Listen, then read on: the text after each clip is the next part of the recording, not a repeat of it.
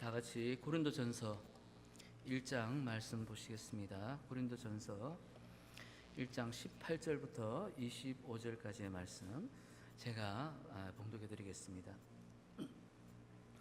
십자가의 도가 멸망하는 자들에게는 미련한 것이요 구원을 받는 우리에게는 하나님의 능력이라. 기록된 바 내가 지혜 있는 자들의 지혜를 멸하고 총명한 자들의 총명을 폐하리라 하였으니 지혜 있는 자가 어디 있느냐? 선비가 어디 있느냐? 이 세대의 변론가가 어디 있느냐? 하나님께서 이 세상의 지혜를 미련하게 하신 것이 아니냐? 하나님의 지혜에 있어서는 이 세상이 자기 지혜로 하나님을 알지 못하므로 하나님께서 전도에 미련한 것으로 믿는 자들을 구원하시기를 기뻐하셨도다. 유대인은 표적을 구하고 헬라인은 지혜를 찾으나 우리는 십자가에 못 박힌 그리스도를 전하니 유대인에게는 거리끼는 것이요 이방인에게는 미련한 것이로되 오직 부르심을 받은 자들에게는 유대인이나 헬라인이나 그리스도는 하나님의 능력이요 하나님의 지혜니라. 하나님의 어리석음이 사람보다 지혜롭고 하나님의 약하심이 사람보다 강하니라. 아멘. 오늘은 이 고린도전서 1장 말씀을 가지고 십자가의 도라는 내용을 제목으로 우리가 한번 말씀을 나누어 보기를 원합니다.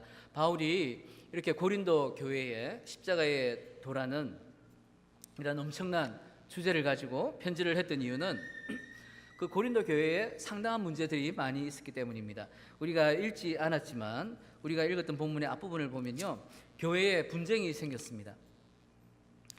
여러 파가 나뉘었다라는 것이죠. 나는 바울파, 나는 아볼로파, 나는 게바파, 나는 그리스도파, 이렇게 해서 그 교회 안에서 성도들이 여러 가지 이제 마음이 갈렸다라는 것입니다. 이 고린도 교회의 성도가 얼마나 될까를 학자들이 대충 추정해 본 결과 100명이 넘지 않을 교회다라고 생각했습니다. 그러니까 뭐 꼭 100명이라는 것도 아니고 뭐 7, 80명이 될 수도 있고요. 조금 더 작을 수도 있겠지만 적어도 100명을 넘지는 않는다라고 합니다. 그 정도 교회 같으면 요즘은 굉장히 이제 작은 교회죠. 근데 그 당시 그 문화에서 그 정도 교회라는 것은 오늘날 대형 교회라고 생각을 하시면 됩니다. 왜냐하면 그 당시 교회가 가정교회잖아요. 이제 가정에 들어가서 그 몇몇 사람들 모여서 복음을 나누고 이러한 것이 교회였는데, 이렇게 큰 교회에 이제 여러 가지 교회가 크다 보니까 분쟁이 많았겠죠. 그리고 뒤로 가면 또 더 많은 문제들이 있습니다. 뭐 근친상 간의 문제도 있었죠. 그리고 성도들끼리 법정에 가서 서로 송사하는 이러한 일도 있었죠. 그리고 또 우상 제물을 먹느냐 마느냐 뭐 여러 가지 문제들이 끊임없이 나오고 있었습니다. 그래서 바울이, 이 고린도 교회는 바울이 개척한 교회입니다. 그래서 바울이 고린도에서 전도를 하다가 고린도 교회를 개척하고 잠시 에베소로 가 있는 동안에 이제 이 사실을 알게 된 거예요. 그래서 에베소에서 이제 고린도 교회 성도들에게 그렇게 살지 마십시오. 여러분들이 그렇게 분쟁을 하며 문제를 일으키며 분란을 일으키는 이유는 바로 십자가의 도를 제대로 깨달지 못했기 때문입니다. 라고 해서 이 십자가에 대한 설명을 이제 그 해결책으로 줍니다. 그래서 이러한 십자가 도를 깨달음으로 인해서 이제부터 서로가 하나가 되어서 이 아름다운 하나님의 교회를 잘 이끌어 가십시오 라는 뜻으로 보낸 편지가 바로 이 고린도 전서의 편지인 것입니다. 이 고린도 교회가 문제가 많았던 이유는 그 당시 이 고린도라는 이 도시 자체가 문제가 많은 도시였습니다. 이 고린도가 어디쯤에 위치해 있냐면 그리스 아테네 아시죠? 아테네보다 더 남쪽에 있는, 그래서 그 바닷가 근처에 있는 그런 가까운 그런 도시였습니다. 그래서 항구가 많았죠. 그 고린도를 기준으로 해서 오른쪽에 이제 소아시아에 있는 터키 쪽으로 가면은 그 고린도와 그 터키 그 중간이 이제 에게해라고 이제 그 바다가 있습니다. 그리고 왼쪽에는 아드리아해라고 해서 또 거기서 항구를 타고 가면 뭐 이제 전 유럽으로 나갈 수 있는, 그리고 그 고린도의 남쪽 부분에 보면 이제 또 지중해가 이렇게 있었죠. 여러분들 뭐 많이 들어보신 바다 이름 아닙니까, 그죠? 이 정도로 이제 유명한 바다로 둘러싸여 있고, 그러다 보니 수많은 배들이 들락날락하면서 이제 무역이 이루어졌다라는 것입니다. 그러다 보니까 굉장히 경제적으로 부흥했죠. 이제 현찰이 왔다 갔다 하다 보니까 돈도 굉장히 많았고요. 그리고 또 많은 외국에서 사람들이 들어오다 보니까 외국 문화도 굉장히 많이 들어왔습니다. 그래서 경제적으로 문화적으로 세상적인 가치관으로 볼 때는 굉장히 성숙해 있는 그러한 모습이라고 우리가 생각해 볼 수가 있는 것이죠. 그런데 또 여기에는 그렇게 많은 이제 그 뱃사람이라는 것이 이제 정착 생활을 못 하잖아요. 이제 들락날락 하는 거죠. 그리고 그것도 이제 그냥 어부의 삶이 아니라 무역상이다 보니까 세계를 왔다 갔다 하는 배를 타고 다니는 사람들이다 보니까 정착을 한 군데 할 수가 없는 거예요. 그래서 그렇다 보니까 그 고린도에서 정박을 하고 내려서 며칠 동안 있는 사이에는 그냥 방탕한 생활, 뭐 이제 뭐 사치스러운 생활, 그다음에 뭐 여러 가지 이제 부조리한 그런 생활들이 많았던 거죠. 그래서 뭐 매춘도 흥행했었고요. 여러 가지 사회악이 이제 독버섯처럼 여기저기 이렇게 그 피어나는 그러한 도시라고 생각을 하면 될 것입니다. 우상의 성전도 굉장히 많았습니다. 그러다 보니까 그 세상의 문명이 고스란히 고린도 교회 안으로 들어왔다라는 것입니다. 그 고린도 교회가 바울이 개척할 당시에는 굉장히 복음 위에 튼튼하게 서 있었지만 바울이 떠나 있는 사이 여러 가지 이제 뭐 분쟁이 생기면서 패가 나누어지고 마음이 나누어짐으로 인해서 이제 세상의 문물이 십자가의 도는 어디로 갔는지 사라져버리고 없고 세상의 문화가 그대로 들어와서 교회 안에서 그렇게 세상과 똑같은 일들이 벌어지고 있었다라는 것이죠. 그래서 이 고린도 전서 편지를 보낸 배경이 이러한 내용이라는 것을 우리가 먼저 좀 인지를 하시고요. 그리고 오늘 본문인 18절로 들어가 보겠습니다. 18절, 십자가의 도가 멸망하는 자들에게는 미련한 것이요 구원을 받는 우리에게는 하나님의 능력이라. 여러분, 십자가의 도가 무엇이겠습니까? 십자가의 도. 뭐 왠지 모르게 우리 동양 문화권에 특히 한국에서 이렇게 오신 분은 도 이러면 이제 뭐 느낌이 이렇게 오잖아요. 뭐 십자가의 도 이러면은 뭔지 모르게 뭐 하여튼 뭐 이렇게 느낌이 오시죠. 그래서 그걸 이제 공동번역에서는 뭐라고 했냐면 십자가의 이치라고 번역을 하고요. 또 표준세 번역에서는 십자가의 말씀이라고 번역을 합니다. 그리고 우리가 가장 보편적으로 우리가 읽혀지는 영어 NIV 성경을 보면 십자가의 메시지라고 이렇게 나옵니다. 결국은 십자가에 관한 말씀, 십자가에 관한 메시지, 이 복음에 대한 진리, 이것이 바로 이제 십자가의 도라는 것이죠. 그 십자가의 도를 이제 우리말로 풀이를 하자면 예수 그리스도께서 이 땅 가운데 오시고 우리의 죄를 위해서 십자가에 못 박혀 죽으시고 그리고 사흘 만에 부활하시고 그래서 우리도 예수님과 함께 이 육신의 죽음은 있겠지만 우리의 영은 부활해서 하나님과 함께 영원히 영생을 누릴 수 있다라고 하는 것이 바로 이 십자가의 도의 내용이 아니겠습니까? 이런 것을 멸망하는 자들은 미련한 것이라고 말한다라는 것입니다. 멸망하는 자들은 누굽니까? 이 십자가의 도를 받아들일 수 없는 사람이 이제 멸망하는 사람들인 것이죠. 이런 사람들이 볼 때는 십자가의 도만큼 미련한 것이 또 없습니다. 왜냐하면 유대인들 사이에서 십자가의 처형은 가장 수치스럽고 가장 모욕스럽고 가장 저주스러운 이제 형이 십자가 형이었기 때문에 그렇습니다.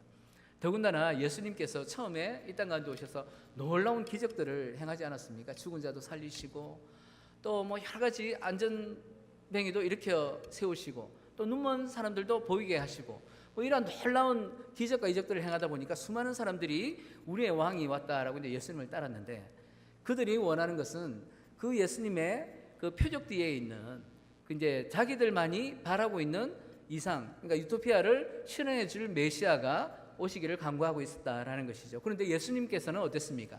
무력과 쟁취의 그러한 이 땅의 왕이 아닌 평화의 왕으로 오셨잖아요.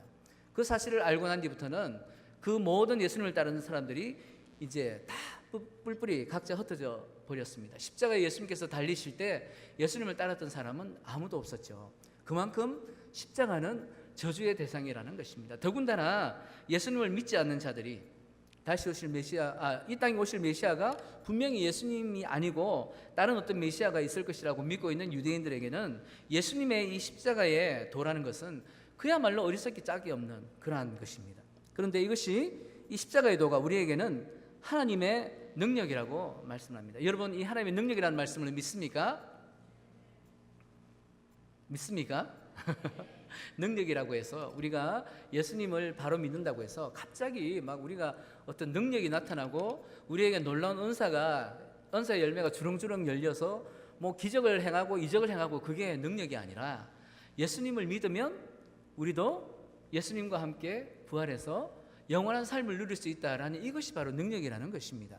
이것이 주님을 믿지 않는 사람들은 결코 경험할 수 없고 알 수 없는 이것이 하나님의 지혜이고 하나님의 능력이고 십자가의 도라는 것입니다. 이것을 이제 19절에 가면요, 바울이 이제 이렇게 믿지 않는 자들을 책망하기 위해서 이제 19절에서 하시는 말씀이 기록된 바 내가 지혜 있는 자들의 지혜를 멸하고 총명한 자들의 총명을 폐하리라 하였으니, 이 말씀은 이사야 29장 14절에 나오는 말씀을 바울이 인용한 말씀입니다. 이사야 29장 14절 말씀 한번 보여주시겠습니까? 그러므로 내가 이 백성 중에 기이한 일, 곧 기이하고 가장 기이한 일을 다시 행하리니 그들 중에서 지혜자의 지혜가 없어지고 명철자의 총명이 가려지리라. 이 말씀은 하나님께서 이스라엘 백성들에게 기이한 일을 굉장히 많이 하셨죠. 출애굽부터 시작해서 놀라운 일들을 하셨는데 그 기이한 일 중에서도 특히 기이한 일이 있다라는 것입니다. 그게 뭐냐면 지혜자의 지혜를 없애버리고 명철한 자의 총명을 내가 가려버리겠다. 이제 이러한 기이한 일을 행하시겠다라는 것입니다. 이사야 29장에서 이런 말씀을 주신 이유는 이스라엘 백성들이 워낙 하나님의 말씀을 순종하지 않고 제 가운데를 빠지다 보니까 하나님께서 이스라엘 백성을 내가 버리겠다. 그러면서 이사야를 이제 이사야 6장에서 부르시죠. 그래서 이사야에게 소명을 주시면서 이사야에게 주신 소명이 뭐냐면 나가서 전파하라가 아니라 나가서 사람들의 눈을 가리우고 길을 닫게 해라는 소명을 주십니다. 왜냐하면 이스라엘 백성들이 회개하고 돌아오지 못하게 하라는 것이 바로 이제 하나님의 소명이었습니다. 참 기이한 일이죠. 왜 그랬냐 하면 교만 때문에 그랬다라는 것입니다. 본인들이 하나님을 믿는다고 하면서 자신들의 생각대로 자신들의 방법대로 그렇게 믿다 보니 하나님을 이제 우상과 같이 취급을 하게 된 것이죠. 그러다 보니까 하나님께서 내가 저런 교만한 자들에게는 절대 구원을 허락할 수가 없다. 대신에 남는 자를 남겨두겠다. 밤나무와 삼순이나무는 배임을 당하여도 그루터기만은 남겨두겠다라고 하시면서 그 심판 가운데 살아남을 자가 조금은 있으리라고 하시면서 주신 말씀이 이런 말씀이었습니다. 그 말씀이 오늘 20절에 나오는 말씀이 것이죠. 20절에 지혜 있는 자가 어디 있느냐, 선비가 어디 있느냐, 이 세대의 변론가가 어디 있느냐, 하나님께서 이 세상의 지혜를 미련하게 하신 것이 아니냐, 하나님께서 이 세상의 지혜를 미련하게 하시겠다라고 분명히 이사야 29장 말씀에서 우리가 좀 전에 보았지 않습니까? 그런데 여기에서 바울이 또 이제 비꼬고 있는 거죠. 지혜 있는 자가 어디 있느냐, 너희들 지혜 있다 하지만 너 지혜 있는 사람들 나와봐라. 누가 지혜 있느냐라고 말하는 것입니다. 여기서 지혜 있는 자라는 것은 이제 헬라인을 염두에 두고 한 얘기죠.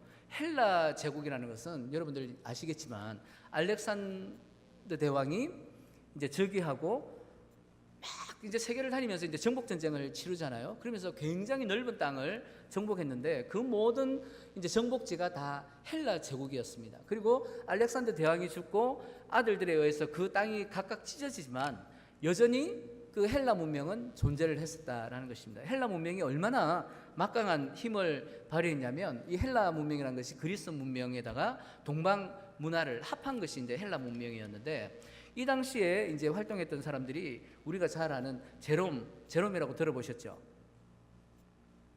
라틴어 성경을 번역한 사람이 제롬입니다. 예, 이제 제롬이라는 사람이 있고요. 그다음 우리 수학 시간에 많이 들어봤던 피타고라스 뭐 이런 생각나시나요? 예, 피타고라스, 뭐 플라톤, 소크라테스 이런 사람들이 다 헬라 문명 시대 때 살았던 사람들이라는 것입니다. 이 뭐 지적인 부분에서, 문화적인 부분에서, 예술적인 부분에서 정말 막강한 힘을 발휘했던 것이 바로 이 헬라 문화였는데, 더 대단한 것은 지금 우리 이 지구상의 공용어가 영어라고 우리가 말할 수 있겠죠. 이제 그 당시에 이제 공용어가 바로 헬라어였습니다. 그래서 헬라어가 굉장히 많이 통용됨으로 인해서 그동안에 일반 사람들은 성경을 읽어볼 수가 없었죠. 왜냐하면 일단 히브리어로 되어 있는 성경인데다가 히브리어를 모르면 몰랐지만 그게 또 대량 보급도 되지 않아서 많은 사람들이 성경을 접할 기회가 없었습니다. 그런데 이 헬라 문명 시대 때 헬라어로 성경이 번역이 되어서 그 수많은 사람들이 성경을 쉽게 읽을 수가 있게 됐다라는 것입니다. 성경을 보급하게 된 것이죠. 이 히브리어 성경을 헬라어 성경으로 번역한 것이 여러분들 잘 아시는 70인경입니다. 많이 들어보셨죠, 그죠? 그래서 이 헬라 문명이 이렇게 대단한데, 이러한 자신들의 문화와 또 지식과 철학과 사상과 뭐 스토아 학파 이런 다 이게 이제 헬라 문명 시대 때 있었던 이제 그 철학 철학과 사상의 그런 사람들인데, 이러한 사람들이 자신들이 이해할 수 있는 지적인 수준에서, 자신들이 이해할 수 있는 사상과 철학에서 감당이 되면 내가 이 십자가의 도를 받아들이겠는데, 내가 이해를 할 수 없으면 이 십자가의 도를 나는 받아들일 수 없다라고 한다라는 것입니다.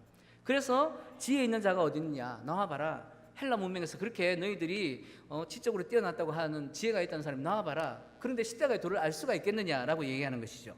그 다음에 나오는 말이 선비가 어디 있느냐. 여기서 선비라는 것은 율법에 능통한 학자를 말합니다. 그러면 우리가 생각하기에 이제 유대인 중에 서기관들을 생각할 수가 있겠죠. 유대인의 서기관이라는 것은 직업이 밥 먹고 성경 필사만 하는 사람을 이제 유대인 서기관이었습니다. 성경이 옛날에는, 지금은 인쇄술이 발달했지만 옛날에는 일일이 손으로 써야 했잖아요. 그래서 이 사람들은 눈만 뜨면 성경을 필사했기 때문에 정말 1.1획도 이제 틀린 게 있나 없나를 분별할 수 있을 정도로 성경에 대해서 완전히 박식한 사람들인데, 그런 사람들에게도 또 이제 비유를 하는 것이죠. 너희들 중에 선비가 있지? 이제 나와봐라. 자, 그런데 그렇게 성경에 대해서 박식하면서 왜 십자가의 도는 모르느냐라고 얘기를 하는 것입니다. 그리고 또 다음에 나오는 것이 이 세대의 변론가가 어디 있느냐라고 또 풍자를 하는 것이죠.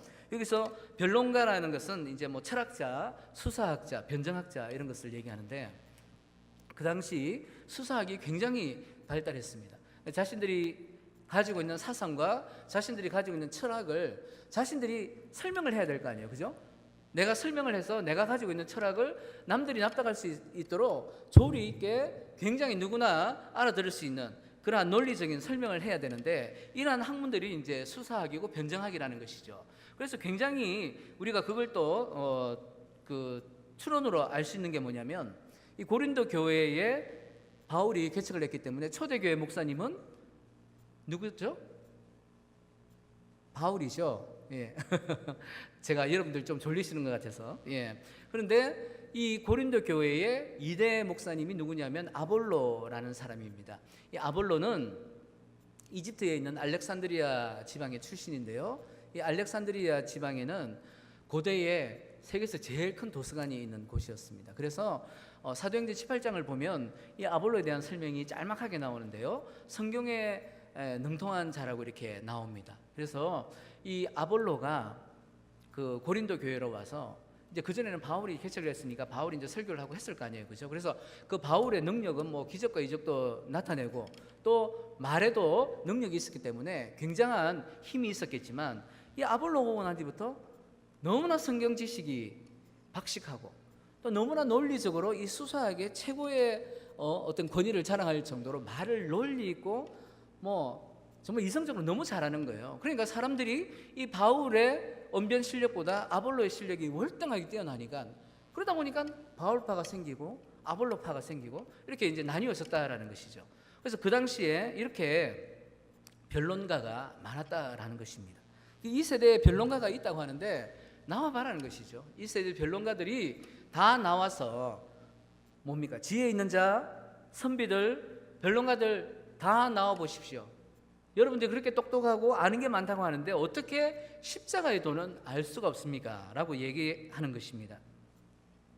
그래서 하나님께서는 이러한 십자가의 도를 알리시기 위해서 21절의 말씀처럼 행하시는데요, 21절 말씀 보도록 하겠습니다. 하나님의 지혜에 있어서는 이 세상이 자기 지혜로 하나님을 알지 못하므로 하나님께서 전도에 미련한 것으로 믿는 자들을 구원하시기를 기뻐하셨도다. 이 말씀은 하나님의 지혜를 이 땅 가운데 보여주셨는데, 일반 세상 사람들은 하나님의 지혜를 알지 못한다라는 것입니다. 그래서 눈으로 보여주는 하나님의 그 지혜로는 사람들이 깨닫지 못하니까 전도라는 이런 미련한 것으로 이제 사람들을 구원하겠다, 이 일을 기뻐하시겠다라고 하시는 말씀입니다. 이 내용은 로마서 1장으로 돌아가서 우리가 보면 좀 더 알기가 쉬운데요, 로마서 1장 20절부터 23절까지의 말씀을 보도록 하겠습니다. 창세로부터 그의 보이지 아니한 것들 곧 그의 영원하신 능력과 신성이 그가 만드신 만물에 분명히 보여 알려졌나니 그러므로 그들이 핑계하지 못할지니라. 이 말씀이 뭐냐면, 하나님께서 그 하나님의 신성으로, 하나님의 능력으로 이 땅을 창조하셨다라는 것입니다. 그래서 모든 인간들에게, 하나님을 믿는 주님의 자녀들이든 그렇지 않든 모든 인간들에게 하나님의 이 놀라운 은혜를 다 보여줬는데 이들이 알지를 못한다라는 것입니다.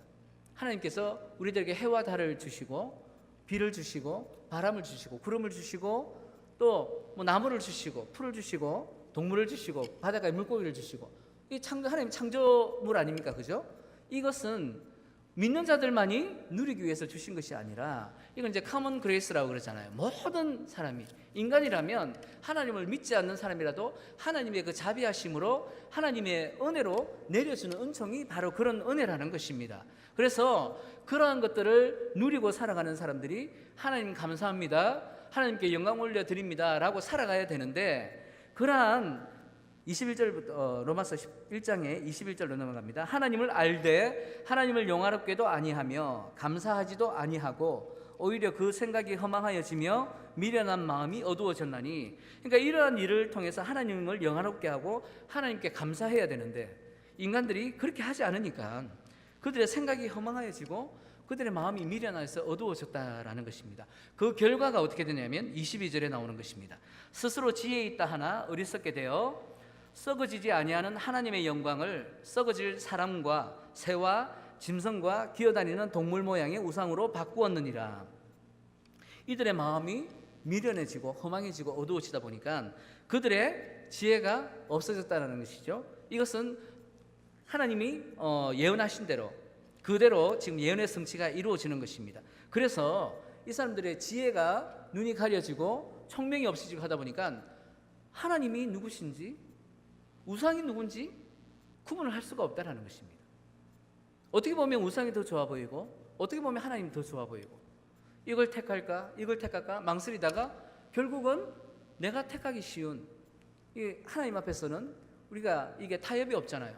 우상 앞에서는 수많은 타협이 있잖아요. 그러니까 내가 편한 우상을 택하겠다라고 하는 말씀이 바로 이러한 말씀인 것입니다.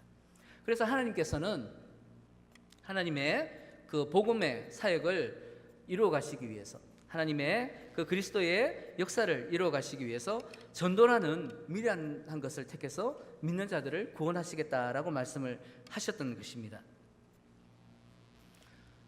여러분 이어령 박사라고 들어보셨습니까? 한국의 최고의 지성이라고 이제 불려지는 초대 문화부 장관도 하시고 또 이제 문학 박사이기도 하고 그래서 많은 이제 책을 만들어내고 굉장히 한국에서 이제 이름이 있으신 분이시죠. 지금 뭐 80이 넘으신 분인데 이제 그분이 자신이 가지고 있는 지성이 너무 뛰어나다 보니까 자신의 지성으로는 도저히 이 예수 그리스도의 십자가의 메시지를 받아들일 수가 없는 거예요. 그래서 누군가가 그 전도를 하려고 그러면 무시하고 조롱하고 너는 약하기 때문에 예수를 믿지만 나는 믿을 필요가 없다라고 그렇게 교만하게 살아오는데 어느 날 그 이령 박사님의 딸인 이민아 목사님이 이제 하나님을 영접하고 그녀의 삶이 굉장히 힘들었죠. 이제 뭐 파란만장한 삶을 살면서 이제 그 사랑하는 딸의 모습을 보면서 그 사랑하는 딸이 증거하는 예수 그리스도의 복음의 메시지를 듣고서 결국은 이 이어령 박사가 이제 하나님을 영접하게 됩니다. 그래서 만들어낸 첫 번째 책이 지성에서 영성으로라는 책, 여러분 많이 들어보셨죠? 우리 그 교회 도서관에도 있습니다. 시간 나시면 한번 읽어보시고요. 굉장히 읽을 내용이 이제 많이 있는 참 은혜로운 책이었습니다. 그런데 그 책을 내고 난 뒤에 이제 이민아 목사님이 하나님 부르심을 받았죠. 그러고 나서 또 다시 이제 이 이어령 박사님이 채낸 편찬한 책이 한 권이 더 있는데 그 책이 뭐냐면 바로 생명이 자본이다라는 책입니다. 이 책은 예수 그리스도의 생명력이 결국은 우리 삶의 모든 자본이 된다라는 그러한 내용을 베이직으로 깔고 있는 그런 책인데 이 책을 편찬하고 이 책을 출판 기념식장에서 이제 이어령 박사가 인터뷰한 내용을 제가 한 줄만 따왔습니다. 제가 읽어 드릴게요. 내가 주지 못한 사랑을 주었다는 그 아버지가 누구인지 알고파 지성에서 영성으로의 문턱을 들어서게 되었다라고 이 이어령 박사가 고백하는 내용입니다. 그의 지성으로서는 그의 논리로서는 이 십자가에서 돌아가신 예수를 믿기만 하면 영원한 영생을 누린다라는 게 믿겨지지가 않았던 거예요. 그래서 도저히 믿을 수가 없었는데 그 딸이 그 초대 문화부 장관이고 지금 뭐 그만큼 뭐 이제 대학 교수를 하면서 이렇게 한국의 문학계를 이끌어 왔으니 얼마나 대단했겠습니까? 더군다나 그 과거에 우리나라의 뭐 문화를 아시겠지만 가진 자가 누릴 수 있는 그러한 특권이 얼마나 많았겠습니까? 그래서 이어령 박사 생각에는 내가 우리 사랑하는 딸을 위해서 내 모든 것을 준 것 같은데 우리 딸이 하는 얘기가 아버지가 준 것은 별거 아니라는 것이에요. 육신의 아버지가 준 것은 별거 아니고 내가 아버지께 결코 받아보지 못했던 영적인 아버지가 준 그 사랑이 너무도 크다라는 것입니다. 그러다 보니까 이 이어령 박사님이 충격을 받고 아니 도대체 그 영적인 아버지가 누구길래 내가 준 것보다 더 큰 것을 너에게 줬단 말이냐라는 생각에 이제 결국 자기가 가지고 있던 모든 지식과 논리와 철학을 다 내려놓고 하나님을 바라보게 되었다라는 것입니다. 하나님을 믿기 위해서는 제일 방해가 되는 것이 이러한 인간의 지식이라는 것이죠. 22절에 보면요, 유대인은 표적을 구하고 헬라인은 지혜를 구하나. 여전히 유대인은 표적을 구한다라는 것입니다. 어떤 기적과 이적 그런 것을 구하는 것이 아니라 메시아가 와서 이스라엘 백성들이 억눌려 있었잖아요. 남북이 갈려지고 뭐 애굽에서도 종살이를 했었죠. 또 바벨론에서 또 아수르에게 또 멸망을 당했죠. 또 뭐 주후 70년에는 로마에게 당했죠. 이렇게 저렇게 온갖 멸시를 당하고 무시를 당하는 백성들이 한 가지 바랬던 것은 메시아가 이 땅에 그들이 그렇게 바라는 메시아가 와서 정말 이 세상을 발칵 뒤집어 버리고 이 세상을 메시아가 통치해서 자신들도 그 기득권을 가지고 누리며 사는 것이 바로 이 유대인들의 희망이었습니다. 유일한 희망이 바로 그거였습니다. 그래서 유대인이 표적을 구한다라는 것은 그런 메시아가 와서 내 손에 지금 이 땅을 살아가고 있는 이 상황에서 내가 누릴 수 있는 누릴 수 있는 기득권이 뭔지를 내 손에 쥐어줘봐라는 것이죠. 이게 표적이라는 것입니다. 근데 예수님께서는 그런 표적을 주실 게 없는 것이죠. 그것도 여전히 헬라인은 지혜를 구한다라는 것입니다. 변사들, 지혜자들, 그리고 뭡니까? 뭐 서기관들, 아까 얘기가 나왔지만 그런 지혜자들 계속해서 얘기한다는 것이죠. 나를 설득을 시켜봐라. 내가 이해를 하면 믿을게. 내가 이해를 하지 못하는 것은 내가 인정할 수가 없다라고 하는 그런 사람들, 여전히 지혜만 찾는다라는 것입니다. 그런 그들에게 23절에서 바울은 이렇게 선포합니다.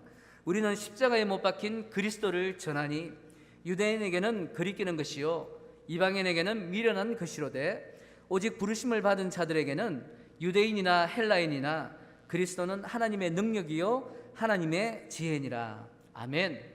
아멘이십니까?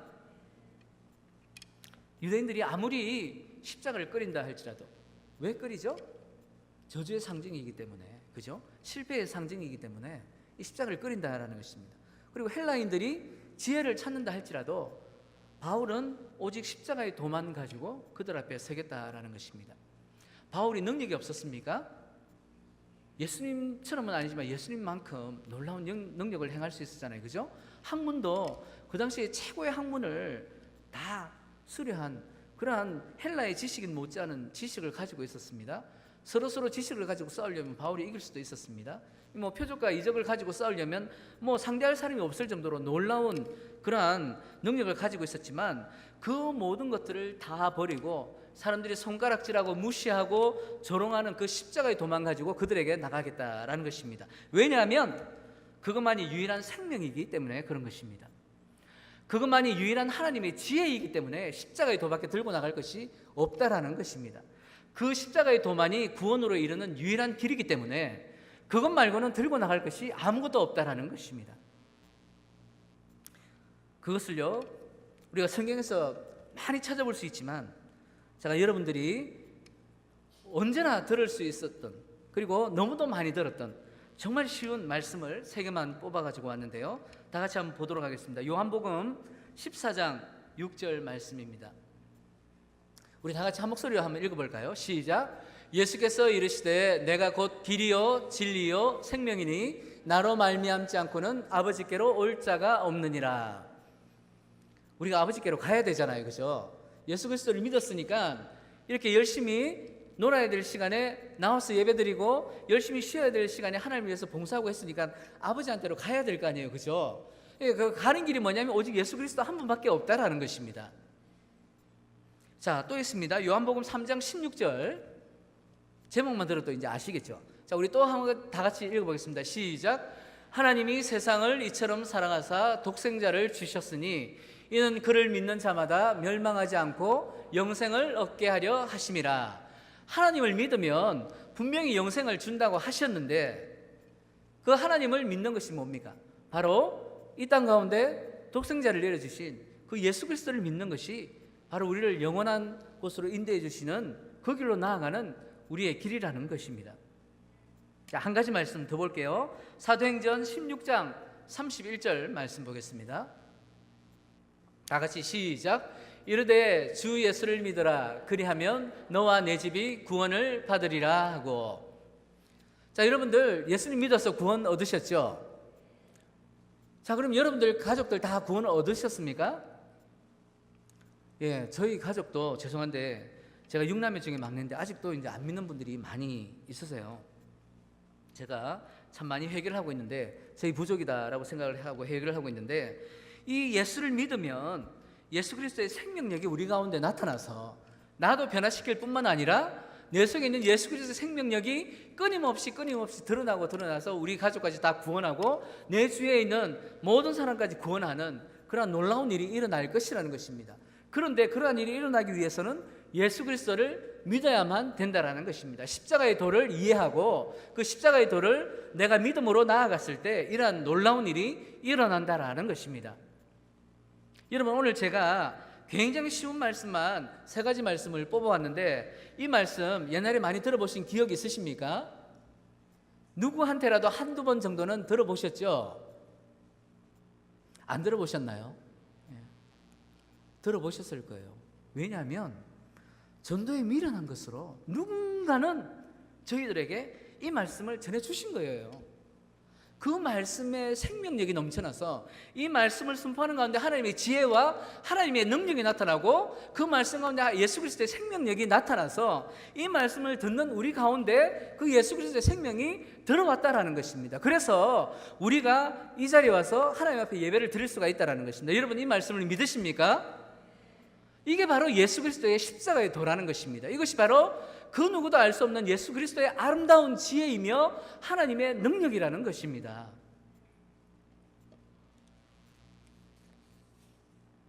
로마서 1장 16절 말씀 한번 보도록 하겠습니다. 내가 복음을 부끄러워하지 아니하노니 이 복음은 모든 믿는 자에게 구원을 주시는 하나님의 능력이 됨이라. 먼저는 유대인에게요 그리고 헬라인에게로다. 바울은 이 능력을 하나님의 이 복음을 전하는 데 있어서 결코 부끄러워하지 않았다라고 고백하고 있습니다. 참 부끄러운 일일 것입니다. 저희가 생각해 볼 때 우리가 생각해 봅시다.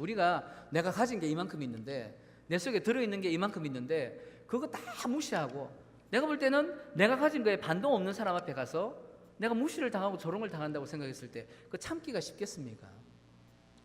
바울은 가는 곳마다 바울의 1차, 2차, 3차 전도여행을 했잖아요. 그죠? 가면서 온갖 어려움을 다 겪었잖아요. 파산의 위험도 겪었죠. 강물의 위험, 강도의 위험, 동족의 위험, 이방인의 위험, 돌에 맞아서 기절까지도 하고 또 40에 하나 감한 태형을 몇 번이나 맞고 정말 죽을 만큼 맞고 죽을 만큼 괴롭힘을 당하고 했는데 그래도 자기 속에 들어있는 자신의 세상적인 잘난 것을 드러내지 않고 부끄러워하지 않고 조롱당하고 무시당하면서도 이 예수 그리스도의 복음만을 증거했다라는 것입니다. 왜냐하면 그것만이 인간을 구원할 수 있기 때문에, 그것만이 인간을 살릴 수 있기 때문에 그것을 담대히 증거했다라는 것이죠. 그 증거가 또 고린도후서 4장 10절부터 11절에 나오는 내용인데요. 우리 말씀 한 번만 더 보겠습니다. 고린도후서 4장 10절부터 11절 말씀입니다. 우리가 항상 예수의 죽음을 몸에 짊어짐은 예수의 생명이 또한 우리 몸에 나타나게 하려 함이라. 우리 살아있는 자가 항상 예수를 위하여 죽음에 넘겨짐은 예수의 생명이 또한 우리 죽을 육체에 나타나게 하려 함이라. 무슨 말씀인지 참 어렵죠, 그죠? 이 말씀을 제가 설명을 드린다면 바울이 그렇게 힘들고 어려운 상황 속에서 고난을 받으면서도 이 예수 그리스도의 복음을 전거했던 것은 내가 고난 가운데 죽는다 할지라도 내가 만약에 죽으면 예수 그리스도 부활로 이어지기 때문에 이것이 도리어 영광이다라고 얘기하는 것입니다. 만약에 나를 괴롭히고 내가 괴로움 당하고 죽을 만큼 힘들다고 했을 때 나를 괴롭히는 그 사람 앞에서 내 속에서 꿈틀꿈틀대고 있는 예수 그리스도의 그 생명이 증거로 드러나기 때문에, 그 증거로 드러나는 생명이 나를 괴롭히는 사람 심령 가운데 들어가기 때문에 내가 그 증거를 위해서 아무리 어렵고 힘든 일을 당한다 할지라도 결코 이 일을 멈추지 않고 쉬지 않겠다라고 고백하는 것이 바울의 이 고백인 것입니다. 여러분, 오늘 이 말씀을 듣고 십자가의 도가 무엇이라고 생각이 되십니까? 어떻게 십자가의 도를 정리를 해볼까라는 생각을 해보실 수 있겠습니까? 저는 저 나름대로 이 십자가의 도는 내가 예수 그리스도와 함께 날마다 십자가에서 죽는 것이다 라고 정의를 내리고 싶습니다. 이 십자가의 도 참 쉽지가 않죠. 요즘 많은 성도님들 보면요, 하나님 나를 구원해 주셨으니까 감사드리고, 그래서 내가 예배 나와서 은혜 받고 주의를 지키고 그러면 내 사명은 다한 것이야 라고 생각하시는 분들이 너무 많은 것 같아요. 그런데 십자가의 도라는 것은 그런 것이 아니죠. 내가 예배도 드려야 되고 봉사도 해야 되지만 그냥 그것으로 만족하는 것이 아니라 내가 예배 드리는 것 이상으로 선교하고 또는 말씀 증거하고 봉사하고 이런 것들은 전문 사역자나 하는 것이지 내가 할 일은 아니야, 선교사님들이 하는 것이지 내가 하는 것은 아니야 라고 생각한다면 이 십자가의 도를 고린도 교회 성도들처럼 잘못 이해하고 있는 것이라고 저는 생각을 합니다. 이 십자가의 도라는 것은 내가 날마다 예수 그리스도를 생각하고 예수 그리스도의 이 말씀 앞에서 나를 죽이고 주님과 함께 걸어가는 것이 바로 십자가의 도라는 것입니다.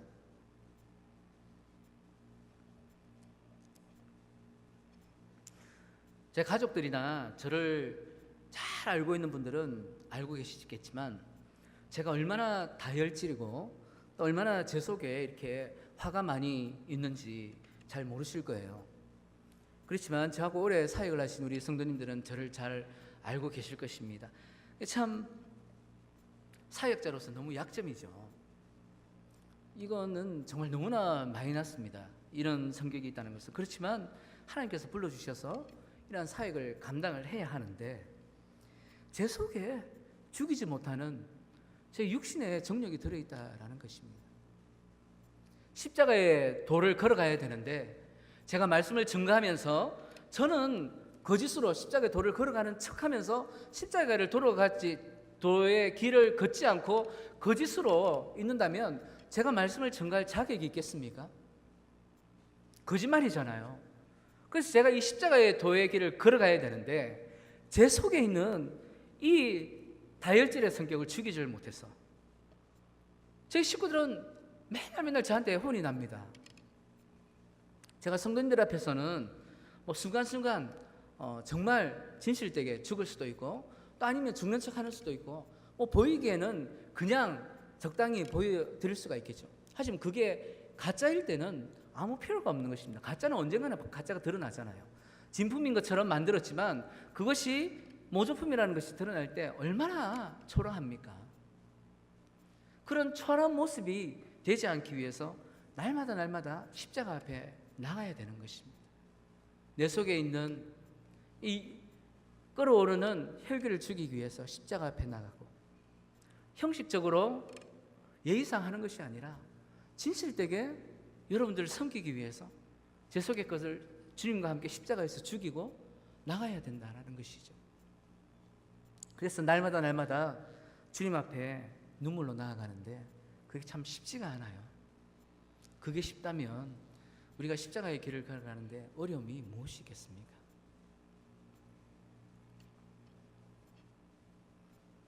이 십자가의 도는 가짜를 진짜처럼 포장하는 것이 아닙니다. 여러분들 십자가의 도를 걸어가셔야 되는데 무엇으로 걸어가시겠습니까? 온전히 내가 십자가에서 죽는 방법밖에 없는 것입니다. 내가 죽는 만큼 내 속에 예수 그리스도의 생명력이 우리 가운데 들어오는 것입니다. 내가 죽으면 죽을수록 내 속에 예수 그리스도의 생명력이 열심히 일해서 그 증거가 나로 인해서 나타난다라는 것입니다. 바울이 그러한 어려운 사역을 감당할 수 있었던 이유는 바울은 누가 건드려도 누가 찔러도 바울에서 나오는 것은 예수 그리스도의 흔적밖에 없었습니다. 바울의 생각과 바울의 인간적인 그런 욕심은 한 번도 나온 적이 없습니다. 왜냐하면 이 십자가의 도 밑에 바울은 살고 있었기 때문입니다. 누가 저를 불렀을 때 아니 이 시간에 왜 나를 부르지라고 제가 속으로는 생각하지만 실질적으로는 웃으면서 예 하고 한다면 이것은 거짓말이잖아요. 여러분들 예배에 나와서 할렐루야 아멘 하고 있지만 마음 가운데 다른 생각을 하고 있다면 그것은 거짓말이잖아요. 내가 예수님을 잘 믿는다고 하면서 내가 예수님처럼 사랑을 실천한다고 하면서 사람 보이지 않는 곳에서는 그런 일이 없다면 그것은 거짓말이잖아요. 우리가 매일매일같이 하나님 앞에 거짓말하는 자로 살아가고 있는 것이잖아요. 우리가 이런 거짓말장애가 되지 않기 위해서는 십자가 도 밑에 살아야 된다라는 것입니다. 그래서 저는 오늘 여러분들에게 한 가지 정말 결단을 드리고 싶습니다. 주님, 저 오늘 이 순간부터 주님 앞에서 매일 죽기를 원합니다. 이런 결단이 여러분들 가운데 있었으면 좋겠습니다. 하루아침에 어떻게 내가 다 죽겠습니까? 그죠? 저를 다 죽이지 못하니까 주님 저 하루에 저의 이 성품의 10분의 1만이라도 죽이겠습니다. 만약에 10분의 1을 죽일 수 있다면 이제 10분의 1을 죽여가겠습니다. 그렇게 죽여가면서 제 속에 있는 이러한 것을 하루에 한 번만이라도 완전히 죽이고 주님의 십자가 앞에 제가 주님 대신 못이 박히겠습니다 라는 그러한 결단이 있었으면 좋겠습니다. 그래서 정말 십자가의 도 안에서 예수 그리스도의 삶을 살아가면서 우리가 하나님을 믿는다고 하면서 우리가 세상 가운데 나갔을 때 직장과 학교와 또는 가정으로 들어갔을 때 우리가 가장 친한 사람이 나와 가장 가까이 있는 사람이 나를 바라봤을 때 나를 한번 찔러봤을 때 예전과 틀리네. 옛날에는 세상적인 소리가 튀어나오고 옛날에는 마음속에 있는 울분이 튀어나왔는데 이제는 찔러보니까 예수 그리스도의 생명이 나오네. 저게 바로 예수 그리스도의 능력이구나. 저게 바로 예수 그리스도의 십자가의 지혜구나라는 것을 깨닫고 그들도 나도 당신처럼 닮아가고 싶습니다라는 고백이 나올 수 있는 그러한 우리가 되고 싶지 않습니까? 저는 이러한 도전을 드리면서 오늘부터 매일같이 조금씩 예수 그리스도의 십자가 안에서 죽어가는 그러한 저와 여러분들이 되었으면 좋겠습니다. 그래서 이 세상 정말 문명이 최고로 발달하고 지식과 기술과 지식이 이렇게 발달된 세상 가운데서 우리가 똑같은 지식으로 그들과 대적하지 말고 똑같은 기술로 그들과 대적하지 말고 그들이 무시하고 조롱하는 예수 그리스도의 이 십자가의 도를 가지고 그들 앞에 나아가서 예수 그리스도의 생명력을 보여주고 그들도 이 예수 그리스도의 생명력으로 우리와 함께 살아갈 수 있는 그러한 도를 전하는 저와 여러분들 될 수 있기를 예수님의 이름으로 축원드립니다.